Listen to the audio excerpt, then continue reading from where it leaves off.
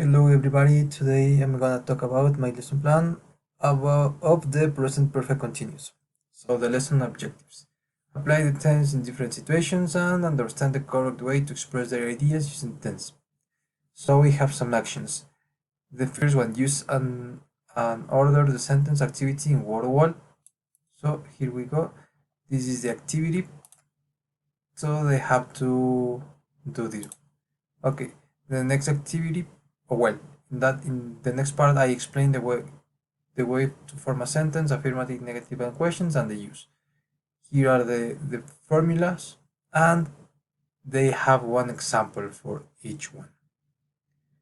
Then I use another word wall to check, to relate the what have they been doing. For example, this one. No, I'm sorry, that is not one. This one.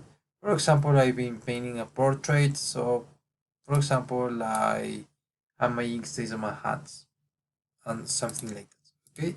The next activity, use some pictures. This one, for example, why is Maria at the doctor's?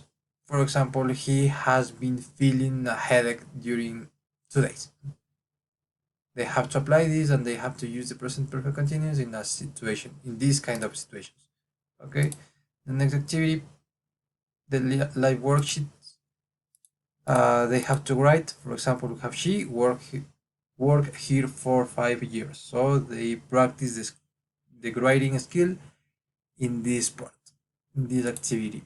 Next one, use a word wall, and they have to choose the proper answer. Where is that? Here we go. For example, a pair of shoes I've bought or I have been buying, and the next examples too. They have to choose between the present perfect or the present perfect continuous. And the homework, well, this will be the evaluation. Okay, in this part I'll check if they understood the material.